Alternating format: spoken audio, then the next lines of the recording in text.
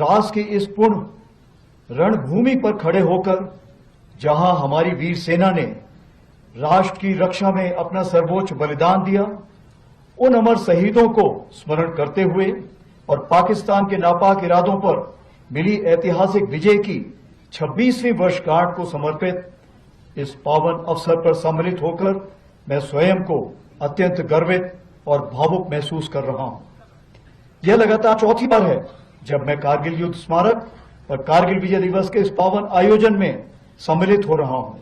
2 बार northern command army commander की हैसियत से और 2 बार थल सेना अध्यक्ष के रूप में।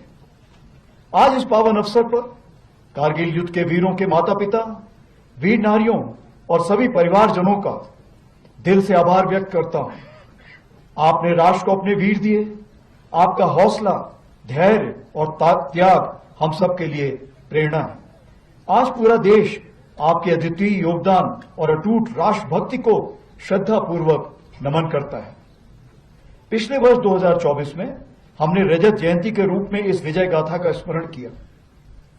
वह एक ऐतिहासिक अवसर था जिसे माननीय प्रधानमंत्री श्री नरेंद्र मोदी जी की उपस्थिति ने और भी प्रेरणादायक बना दिया। उस दिन शिंकुल्ला टनल के निर्माण कार्य का भी शुभारंभ हुआ। इस वर्ष भी हमारे माननीय केंद्रीय मंत्रीगण, लेफ्टिनेंट गवर्नर साहब और हमारे सीओ साहब यहां पर उपस्थित होकर हमारे शहीदों को नमन करने आए। यह दर्शाता है कि कारगिल विजय दिवस केवल एक सैन्य आयोजन नहीं बल्कि पूरे राष्ट्र का उत्सव है। जो खामोश खड़े थे बर्फीली चौकियों पर, उनकी दुआ से ही महफूज है ये वतन। आज हम तोलोलिंग, टाइगर हिल और पॉइंट 4875 की ऊंचाइयों के नीचे खड़े हैं और हम केवल उस युद्ध को याद नहीं कर रहे हैं, हम उस भावना का स्मरण कर रहे हैं जो उन रणबांकुरों ने दिखाई थी। हमें याद है वह दृढ़ संकल्प जो उनकी आंखों में था, वह अदम्य साहस जिससे उन्होंने हर कठिनाई को मात दी। हमें स्मरण है वह नारा, वह चेतावनी, वह प्रण जो हर योद्धा के मुख से निकला।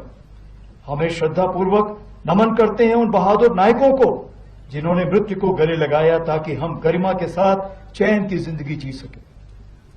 साल 1999 में भारतीय सेना ने ऑपरेशन विजय के अंतर्गत कारगिल की ऊंचाइयों पर एक अद्वितीय विजय प्राप्त की थी। उस युद्ध में भारतीय सेना ने ऊंची पहाड़ियों पर बैठे पाकिस्तान सैनिकों और घुसपैठियों को खदेड़कर हमारी सीमा से बाहर कर दिया था और तिरंगे को इन बर्फीली चोटियों पर फहराया था। यह वह क्षण था जब भारत ने स्पष्ट कर दिया कि उसकी सीमाओं के भीतर किसी भी नापाक इरादे को सफलता नहीं मिलेगी।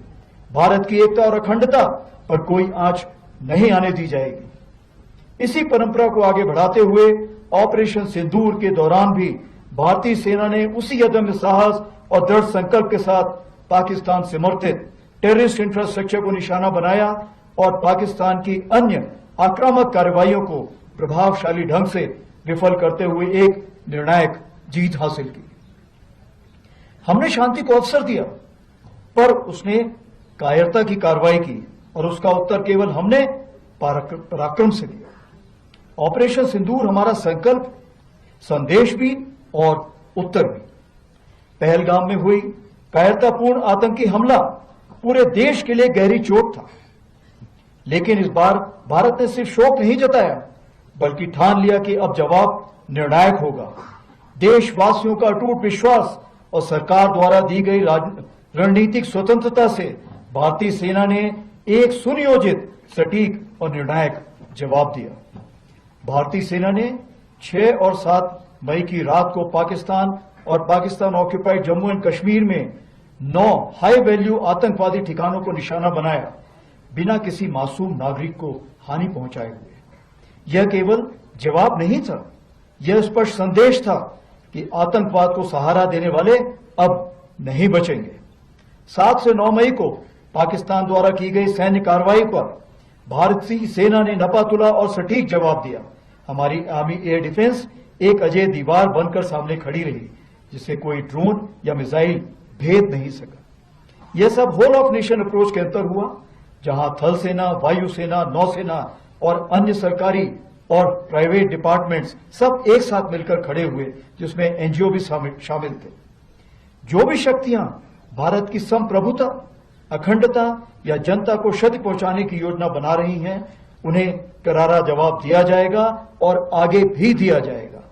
यही भारत देश का न्यू नॉर्मल है। आज की भारतीय सेना न केवल वर्तमान चुनौतियों का सफलतापूर्वक सामना कर रही, बल्कि हम नित्य प्रतिदिन एक परिवर्तनशील, आधुनिक और भविष्य उन्मुख शक्ति के रूप में तेजी से अग्रसर हो रहे हैं। इसके